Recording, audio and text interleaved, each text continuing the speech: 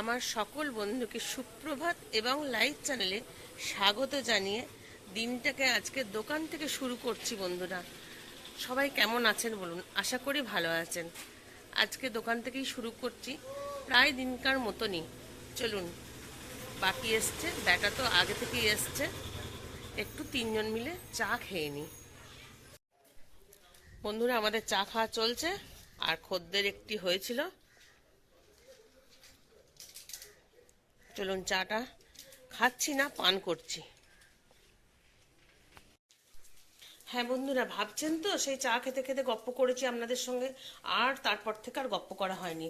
করবো থেকে ঘরের দিকে সামলাবো না দোকান সামলাবো।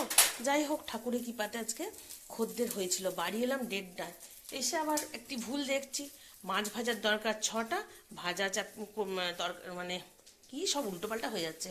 ঝালদা করতে বলেছি 5টা, তাহলে একটি ভাজা করতে হয়। আবার এসে একটি লেজা আমার জন্য ভাজা করতে আরম্ভ করে দিলাম। দাঁড়ান, তাড়াতাড়ি খাবো কি করে, ভাতটা এখনো 1 ফুট দিয়ে গেছিলো, ভাতটা আবার সেদ্ধ করতে বসালাম। চলুন, মুখটা ভীষণ চচ্চর করছে, একটু ক্রিম মেখে ফেলি। স্নান সেরে উঠেছি আর ভীষণ হাওয়া দিচ্ছে, সেই জন্য চাদরটা আবার গায়ে দিয়ে নিলাম। একটু ময়েশ্চারাইজার মুখে মেখে নিই। আর যতই মাখি, বুড়ি যখন হয়েছে তখন বুড়ির ছাপ ঠিক থাকবে। কিন্তু কি বলুন তো, স্নান করে এসে এত চচ্চর করছে না, ক্রিমটা মেখে খেতে বসতে পারছি না। চলুন, মাছটা বোধহয় ওদিকে ভাজা হয়ে গেছে, খেয়ে নিগা। খাওয়া দাওয়া সেরে বন্ধুরা একটু গাছগুলোকে আবার পরিচর্যা করতে এলাম।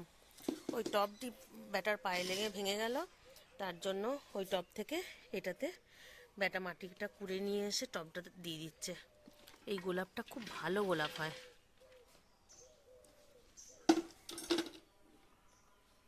আর দিতে হবে না, ওইটার উপর চাপিয়ে দেয় তাহলেই হবে।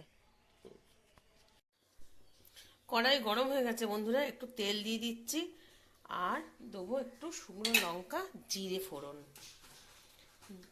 বলছি দাঁড়ান, কি করছি বলছি, সবুর করুন। জিরেটা ফোড়ন দিয়ে দিলাম, আর দেবো একটা শুকনো লঙ্কা ফোড়ন। দাঁড়ান, অপেক্ষা করুন, অত তাড়াতাড়ি করলে হয় না। জানাচ্ছি কি করছি, সেরম কিছু বানাচ্ছি না।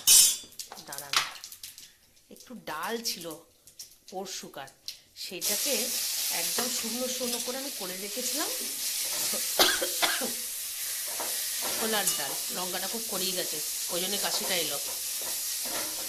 এটাকে একটুখানি জিরে লঙ্কা দিয়ে একটু খড়া খড়া করে নিচ্ছে, দিয়ে এটাই আটা দিয়ে মেখে তারপরে কি করব তখন দেখাবো। আটাটা কাজলকে বলবো মেখে রাখতে, আমি দোকান থেকে এসে করবো। আর এটা করে রেখে দিয়ে যাচ্ছি, কারণ দোকান থেকে এসে এতটা করার আর সময় পাবো না হয়তো। চলুন, এটা একদম ঝরঝরে করে রাখি।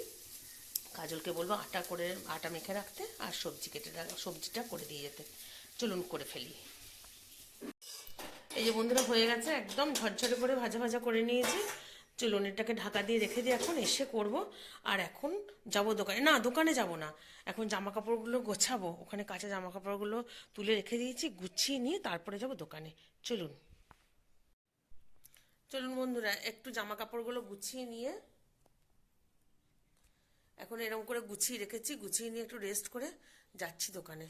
চলুন, দোকানে যে আবার একটু গল্প হবে, বা বাড়িতে এসে আবার আপনাদের সঙ্গে একটু গল্প করব।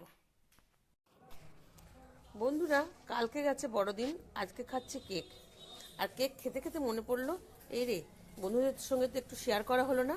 আমি আর বেটা চা আর কেক খেয়ে নিচ্ছি। আজকে বাপি একটা কেক নিয়ে এসে দিয়েছিল, এখন সেটা দোকানে মা বেটাতে বসে খাচ্ছি।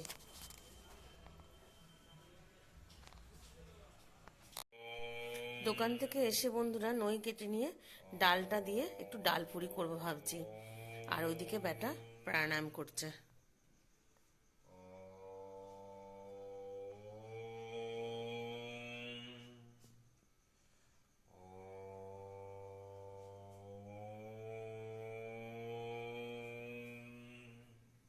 চলুন, বেশি কথা বলবো না, তাহলে ওর ডিস্টার্ব হবে। এদিকে বন্ধুরা ডালপুরি ভাজা হচ্ছে, আর হচ্ছে চা। সন্ধ্যের টিফিন মা বেটার। না বন্ধুরা, এতগুলো খাবো না, ও বাড়িতে পাঠিয়ে দেবো কয়েকটা, আর আমরা মা বেটাতে দুটো করে খাবো। দেখলেন তো বেঁচে যাওয়া ডাল দিয়ে কেমন ডাল পুরি বানিয়ে ফেললাম।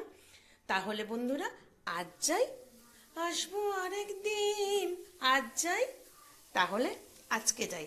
আবার একটা নতুন দিন নিয়ে, নতুন সুন্দর দিন নিয়ে আপনাদের সঙ্গে কাটিয়ে দেবো বলে আবার আপনাদের সঙ্গে গপ্প করতে আসবো। ততক্ষণের জন্য সবাই ভালো থাকবেন, সুস্থ থাকবেন এবং সাবধানে থাকবেন। চলুন টিফিন করে ফেলি। আজকে সন্ধেবেলায় বন্ধুরা গুড নাইটটা বলে দিচ্ছি।